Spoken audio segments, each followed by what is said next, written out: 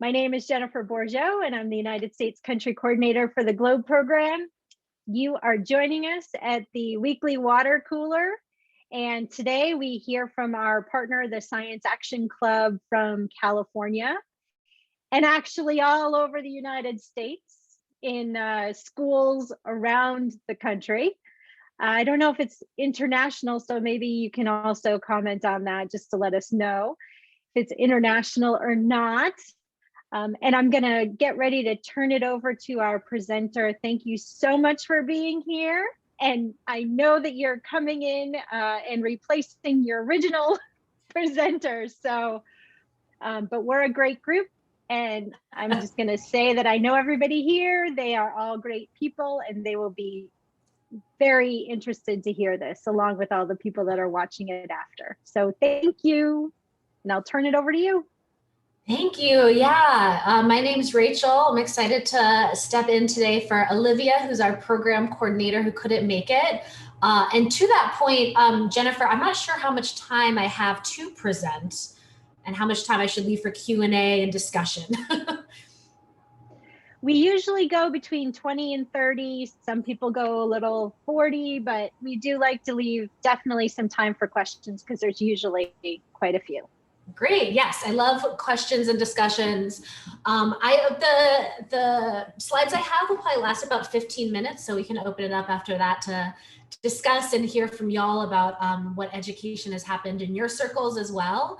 Again, my name is Rachel. I'm the Science Action Club manager, and this is a program out of the California Academy of Sciences in San Francisco. We're a natural history museum, and we opened our doors again just about a month ago. So we're very thankful to have folks back. Yes, thank you. It's great to see some familiar faces. Tracy and Marley have worked with us so they can share some information about their perspective as well.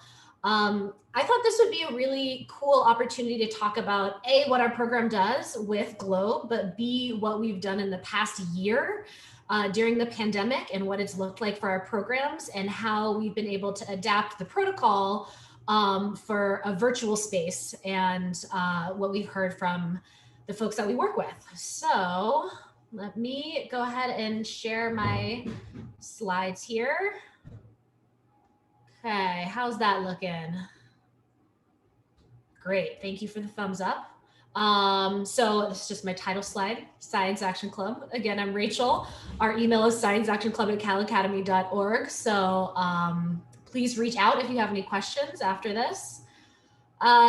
For the folks that don't know our program, I'll give a really quick overview of the ins and outs of it before I kind of jump into the examples of what it's been like during the pandemic. We use citizen science in our program as the tool and the mechanism to engage middle schoolers specifically, and specifically in out of school time. So we partner with libraries, after school, summer camps, all across the country.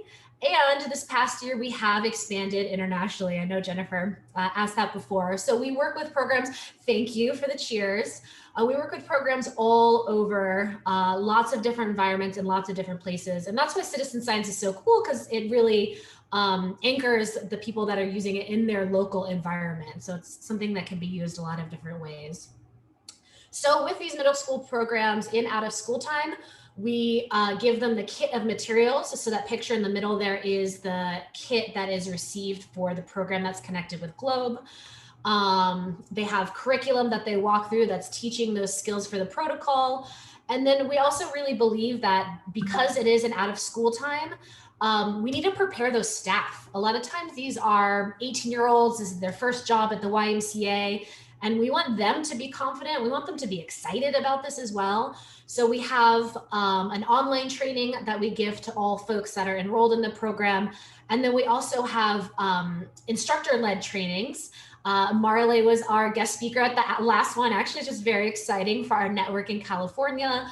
So we really believe in that continued professional development so that folks can be excited and be confident when they teach. So that's kind of our program in a nutshell. We have 3 units that we work with, each have their own citizen science app attached to it. And today I would love to talk about the one that's attached to GLOBE, which we call Cloud Quest. And we also do bugs and birds connected to iNaturalist and eBird, if y'all use those apps as well. So CloudQuest, the program that we teach within that uses Globe, and it helps youth identify sky conditions and report their discoveries to NASA. And this is really a way for them to track weather patterns and learn about climate while they're also doing that citizen science protocol. We Science Action Club have been working with Globe for a while. We have a long partnership with them. And originally in 2012, we were doing the school protocol. I think I'm pronouncing that correct, the S apostrophe COOL protocol. That was a while ago. And we transitioned to the cloud protocol as well. So we're not meant to replicate or replace Globe, but we are working in partnership with Globe to make sure these programs that we're working with and the middle schools that we're working with really have the understanding to teach this. So in a normal world, pre-pandemic, these programs would gather together. And each time they gather together, let's say they're doing a Tuesday science program at their Boys and Girls Club. When they gather together for the activities, each time they do that, they're doing the citizen science protocol. So they're submitting data each and every time they're gathering together. So they're getting better and better. They're deepening their practice and they're able to reflect on that data as they go. Here's some cute pictures pre-pandemic of some youth in action. They're outside, they're making observations, they're learning about cloud types. But what I wanted to dive into a little bit more today is what this has looked like in the past year during digital learning, and what are some of the challenges that our teachers have faced, and what are some of the creative solutions that we've seen. The pandemic was a really challenging year for all of us, and the out of school time space was especially impacted. They're already kind of serving as a safety net for a lot of the youth that don't get a lot of, that need additional support out there. And this last year has really proven that. So the beginning of the pandemic, a lot of our programs shifted to emergency childcare, to meals, to homework help.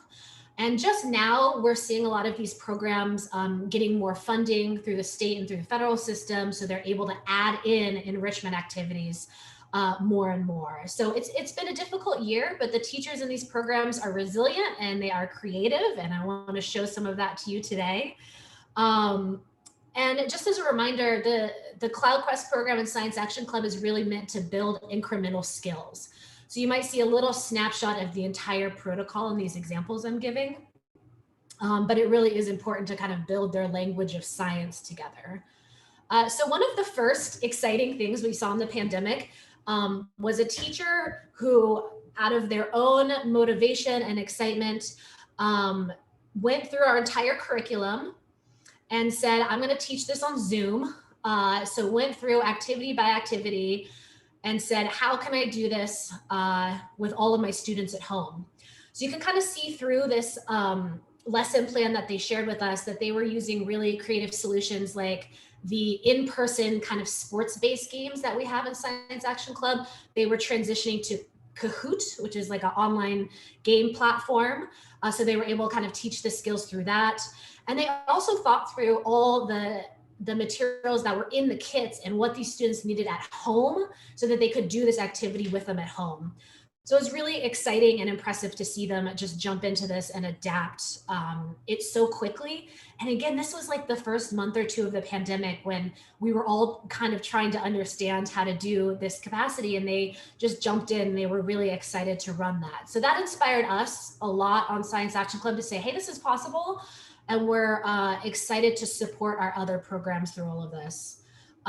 So what we started doing after that initial inspiration is saying, what are the things that we can teach at home?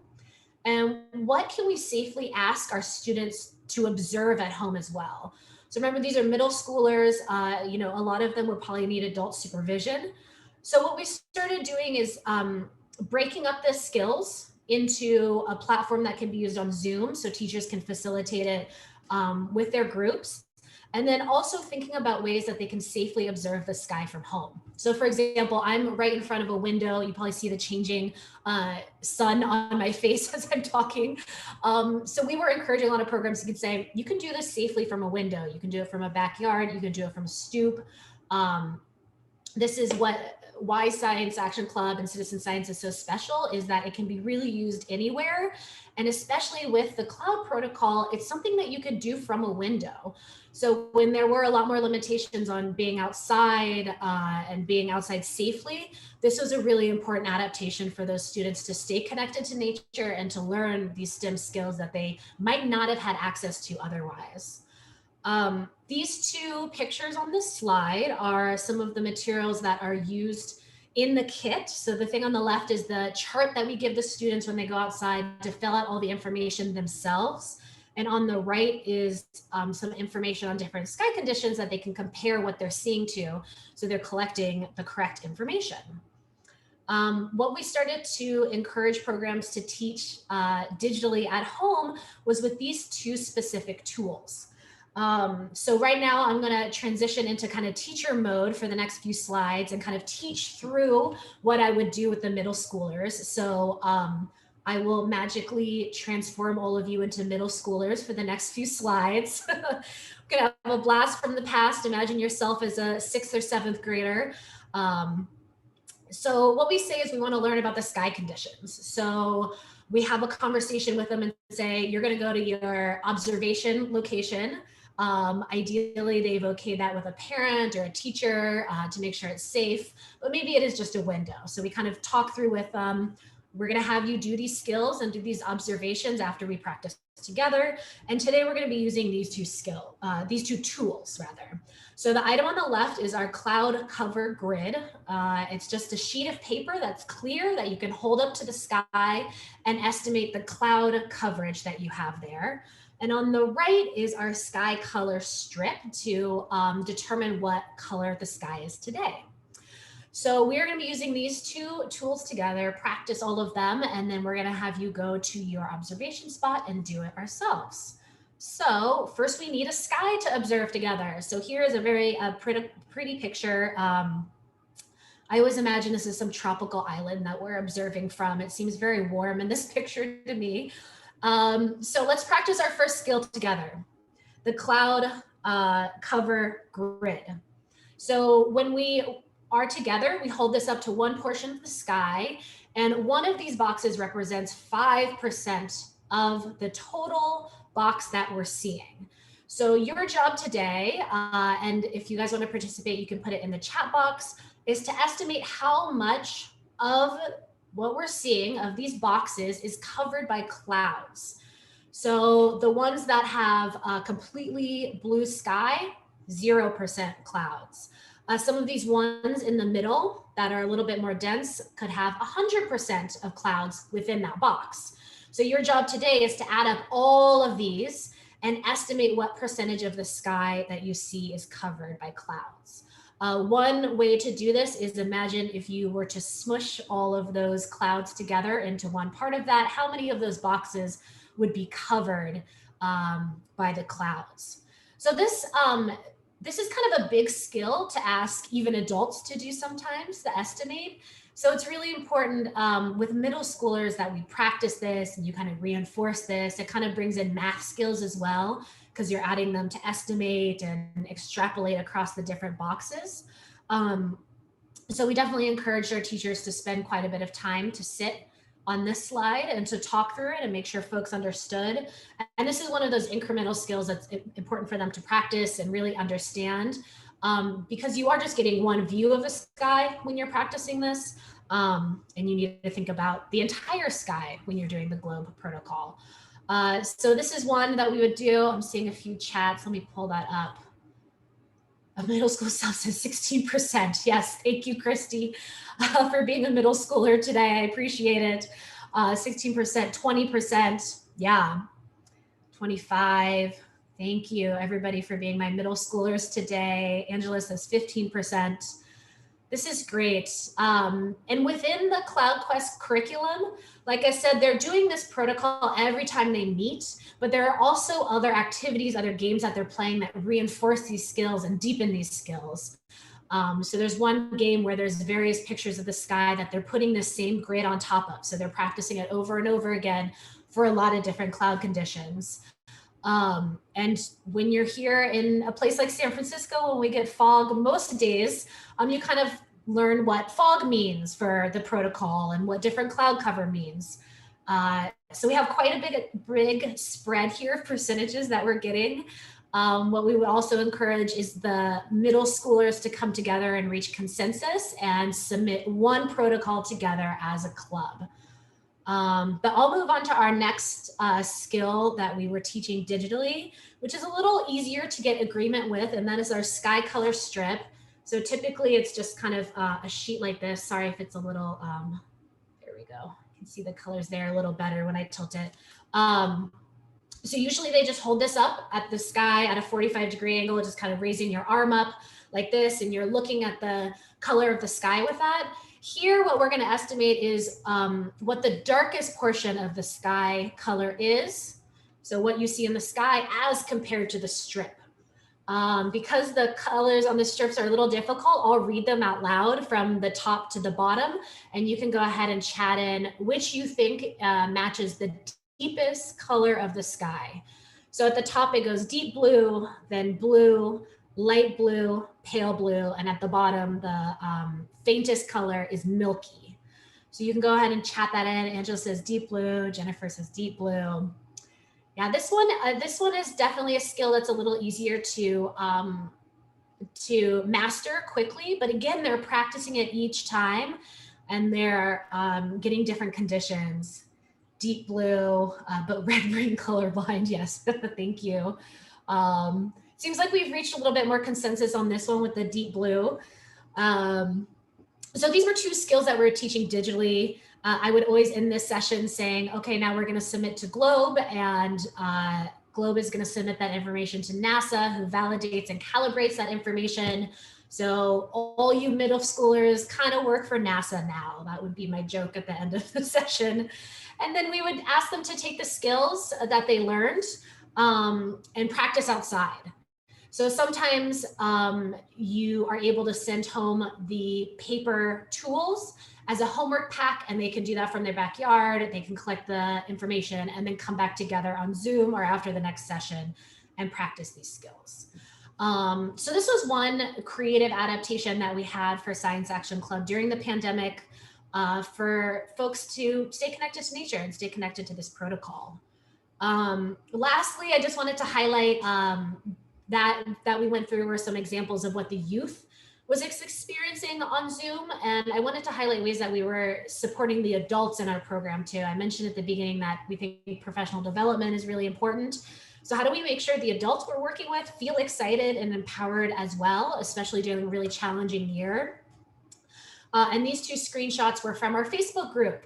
And the one on the right was right after one of our longstanding awesome teachers did a training, and she was driving back from that, and she saw this amazing cloud coverage and was very inspired from teaching that cloud protocol and Cloud Quest to her group. And she posted that there as a fun thing to share. And the picture on the left was actually a really interesting question that we got from one of our trainers that I shared with Marley, with Tracy over email. And this particular trainer came from our California network. So we have trainers that work in different regions across California to support programs there and support clubs there. So it's a way for us to have impact all across the state.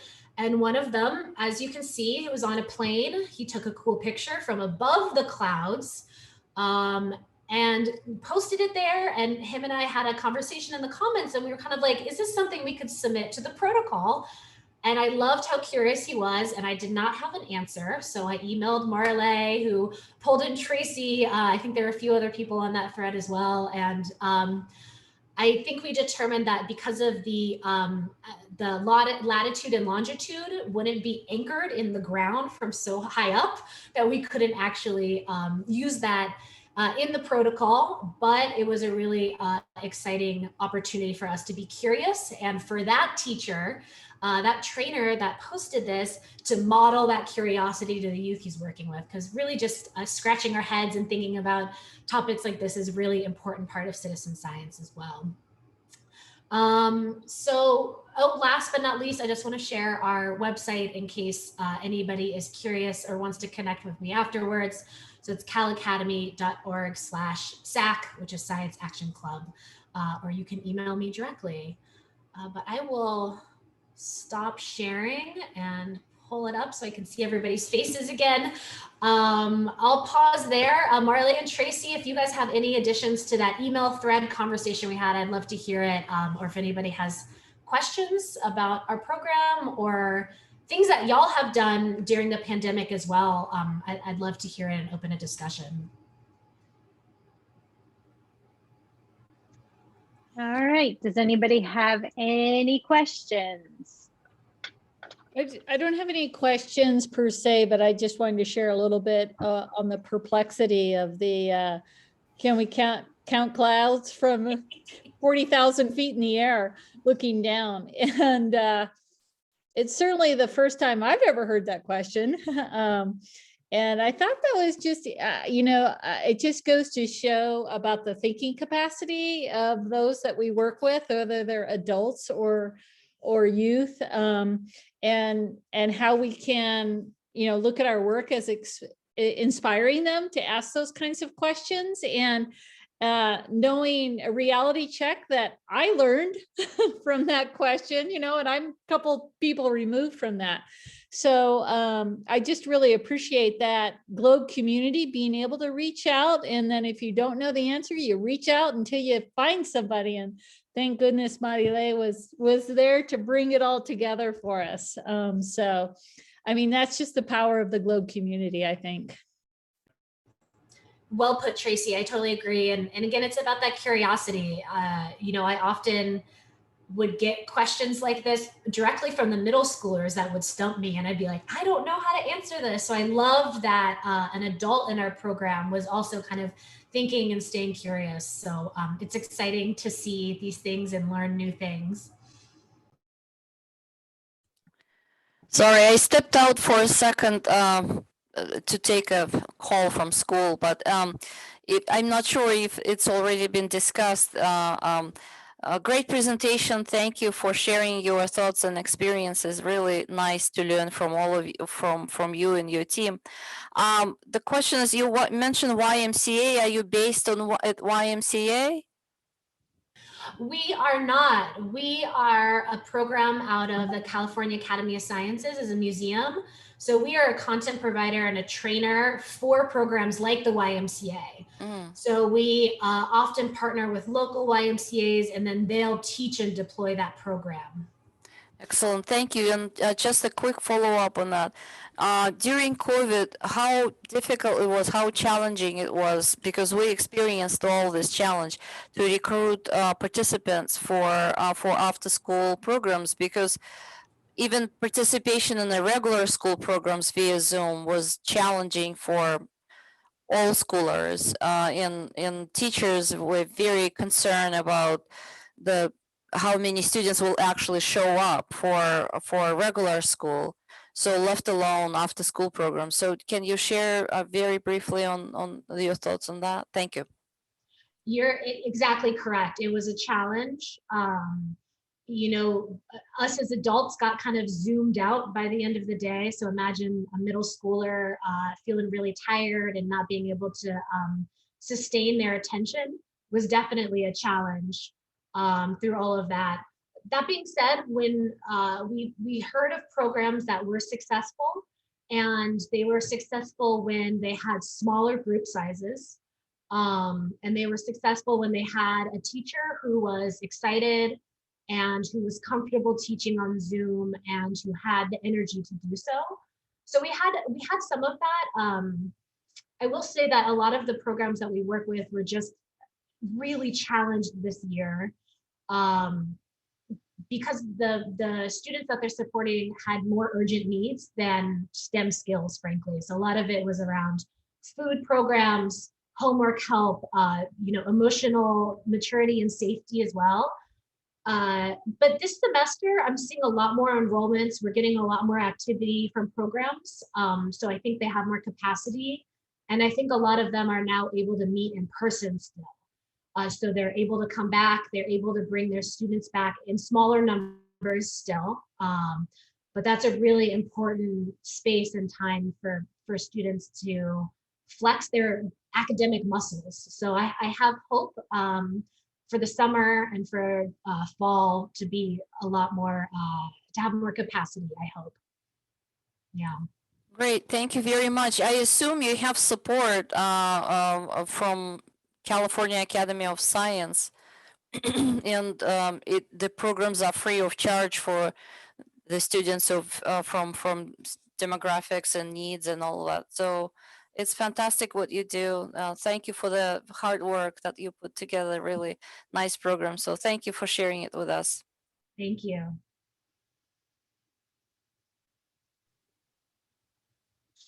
Other questions? Christy? Yeah, thank you for your presentation and for engaging so many youth and probably in a really large area. So my question has to do with the grid. So when you're looking at cloud cover, and I'm wondering how you help students go from looking out towards the horizon to looking up to estimate cloud cover. My understanding is that the cloud cover should be like at this 14 degrees up and then all the way around. But with a virtual thing, what you've done is really cool.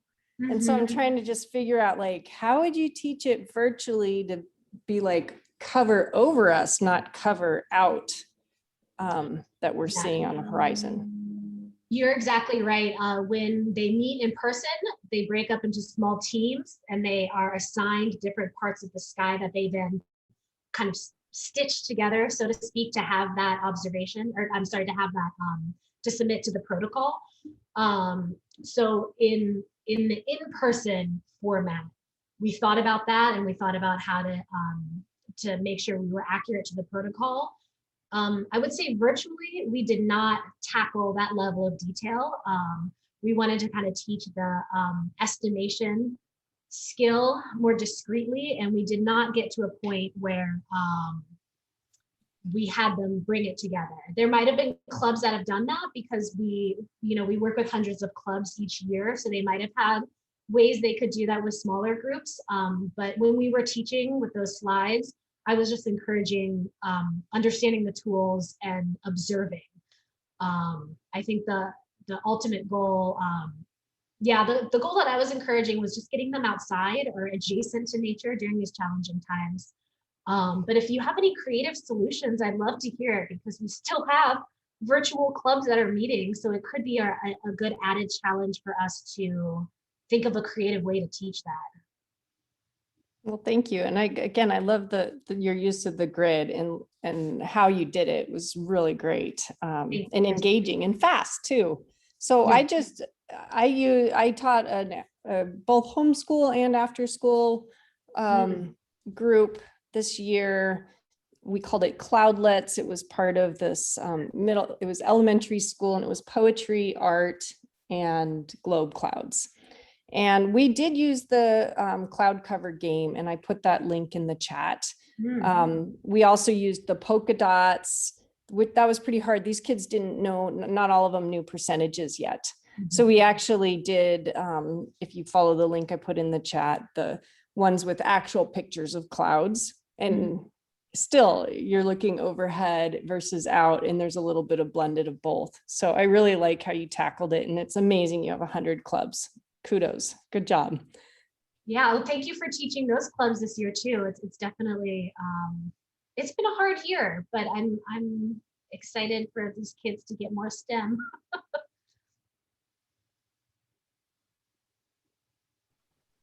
Angie shared a new resource that the team has developed. Angie, do you want to talk a little bit about that? Sure. What we did with this, literally it was published today, guys. Activity is we tried to take the traditional globe estimating cloud cover activity with the blue paper and the white paper and make a virtual version of it. So it's out, and the students, it's rectangles, and they kind of drag the rectangles onto a blue background. They have some samples, and then they can choose choose multiples of 10 we encourage, but to be honest, you could do it down to 1% because there's nothing stopping you. And then they look at what their cloud cover category would be in Globe. And then we have some real observer photos. Now, it's the same thing. They are the upward photos because they're from Globe observations, but they're not all 4 and up, right? It's just one photo from an observation, and then they kind of classify that photo as to which category the photo would fall into. So that's another way to help them practice because it is such a hard skill. Yeah. And when I was in the classroom, my students notoriously would overestimate the lower percentages and underestimate the high percentages. So Interesting. Yeah. This is very cool. I'm going to read through it in a little more detail afterwards, but I like the use of the Google Slides because so many teachers are just used to the Google platform. So this is something that they can just jump into and practice these skills with.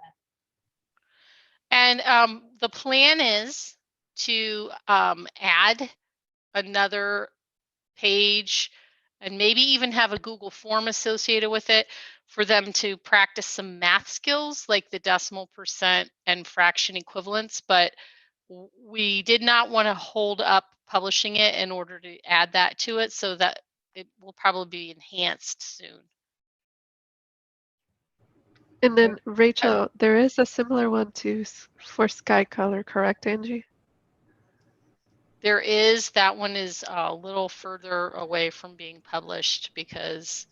Okay. But yes, it's actually sky It's in the works. color. Let's say that. It's sky color and visibility. Cool. So we're working on something for that as well. I know, it's so exciting. And then we have the idea of doing one with opacity as well.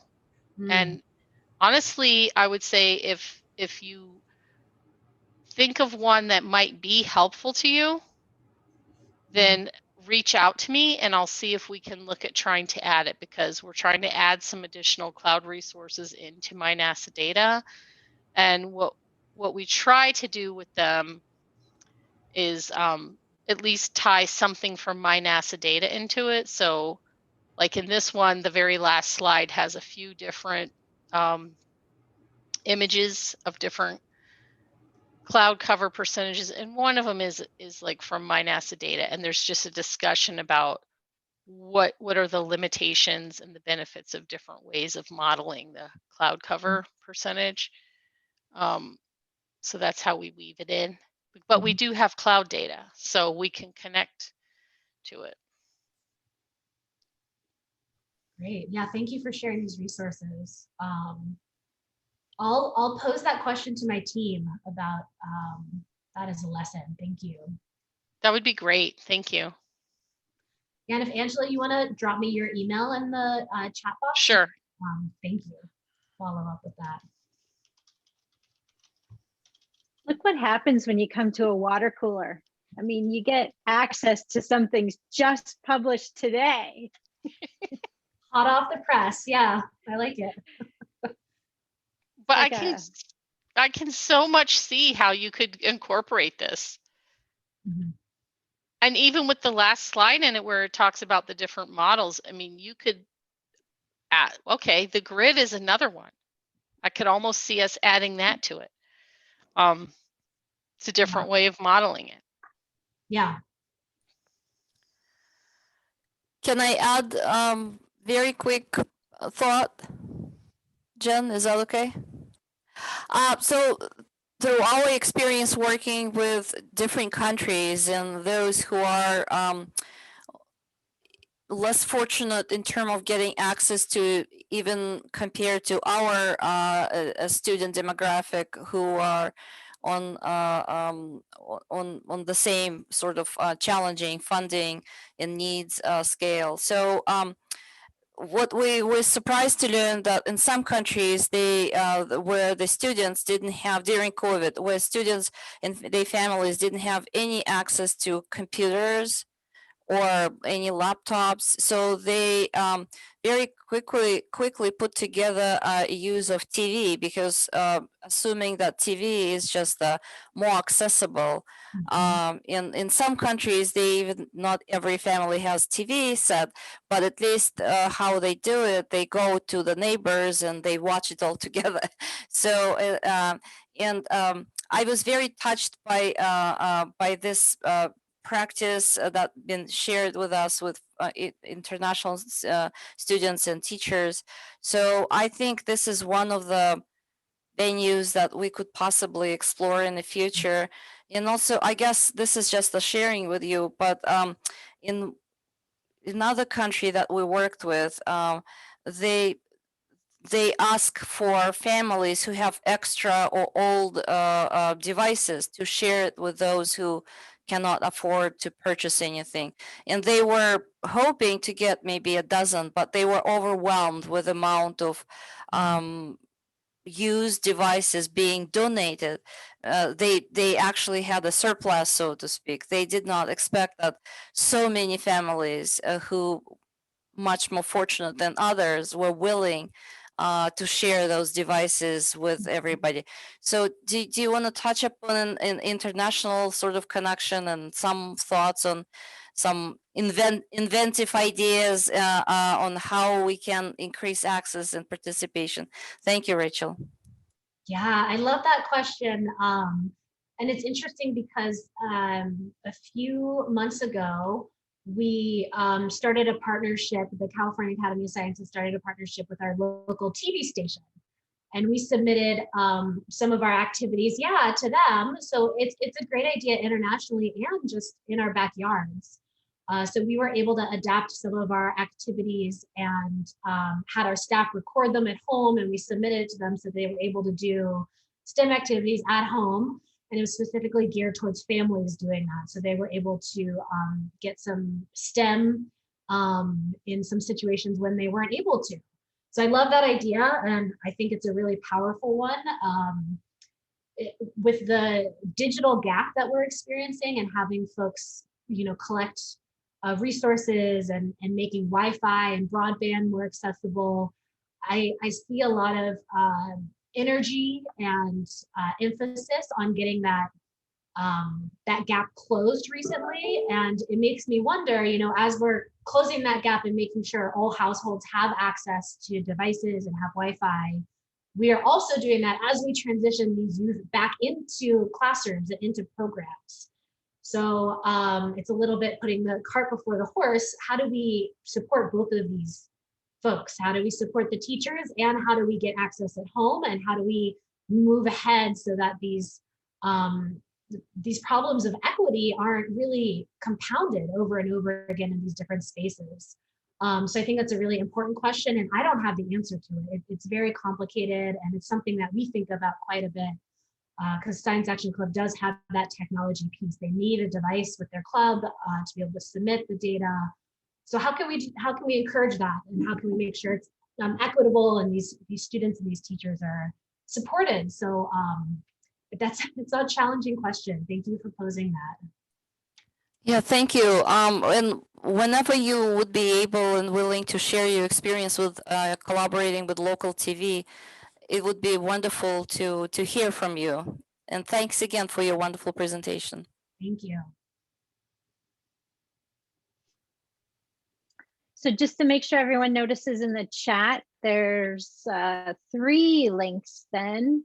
Two of them from Christy about just a reminder about the cloud cover activity that's on the Globe website.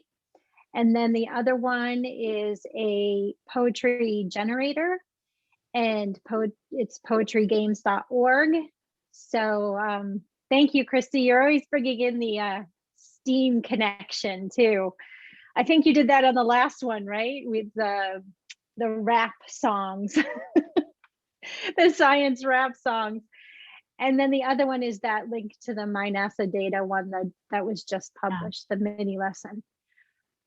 Any other questions? This has been a great discussion. Yeah, thank you for the discussion, everybody. I'll drop our program website into the chat as well if anybody wants to continue to talk.